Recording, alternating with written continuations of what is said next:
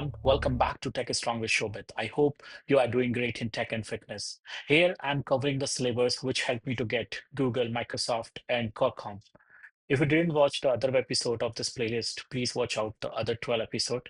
And I'm be covering more episodes, so please subscribe to the channel as well, so such that you will not miss the uh, like future episodes. So let's come to the topic now. Welcome to episode 13, Computer Memory Hierarchy and Cache Explained Simply. Have you ever written perfectly correct code, optimized algorithm, and still felt your program is slow?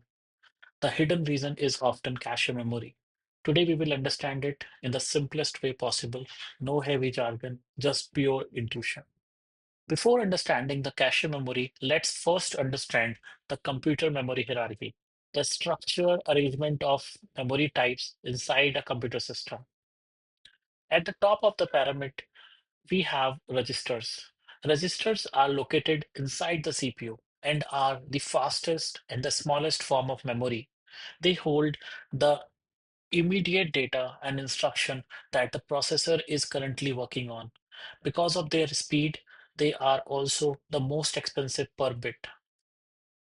Just below register is cache memory, divided into L1, L2, and L3 cache. Cache act as a high-speed buffer between the CPU and main memory. Cache stores frequently accessed data to reduce access time and improve performance. Next come main memory, commonly known as RAM. RAM is larger in size but slower than cache. It temporarily stores programs and data that are currently in use. RAM is volatile, and which means all the data is lost when the power is turned off. Below RAM is secondary storage, such as SSD and HDD. This memory is non-volatile, meaning it retains data even without power. It provides large storage capacity but is much slower than RAM. Operating system, application, and user files are stored here. At the bottom of the hierarchy, we have tertiary or offline storage like tape drives and optical disks. This level offers the largest capacity and lowest cost per bit, but it is also slowest and it is mainly used for backup and archival purposes. As we move up the pyramid, memory becomes faster, smaller, and more expensive. As we move down, memory becomes slower, larger, and cheaper. This hierarchy exists to create a balance between speed, cost, and storage capacity, ensuring that the CPU gets quick access to critical data while still allowing massive long-term storage. Let's come to the cache now. Let's first understand the problem. Modern CPU can perform billions of operations per second, but RAM is much slower compared to the CPU. So instead of computing, the CPU often sit idle, waiting for data. This waiting time is called memory latency, and it is one of the biggest problem bottleneck in computing. To solve this speed mismatch, we use cache memory. Cache is a very small but extremely fast memory placed close to the CPU. Instead of going to RAM every time, the CPU first check the cache. Think of RAM as library and cache as your study desk. If the book is already on your desk, you do not need to run to the library again. Modern processors do not just have one cache, they have multiple levels. L1 cache is the smallest and fastest. L2 cache is bigger but slightly slower.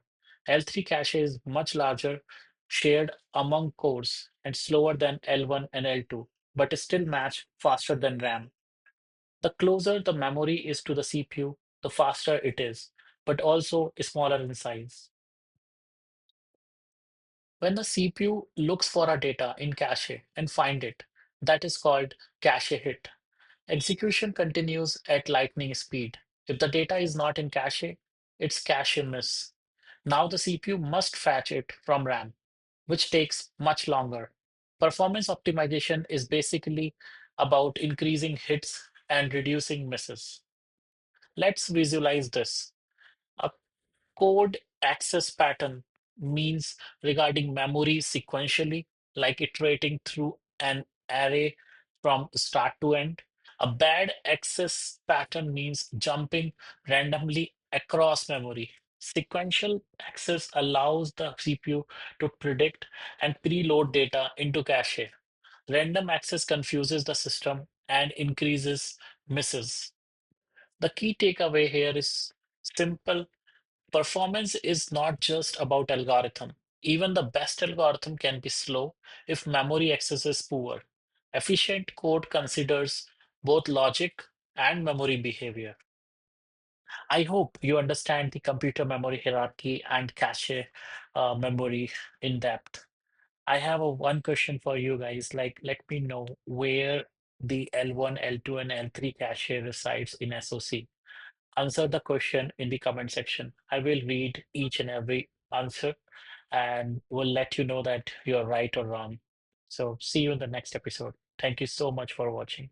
Bye.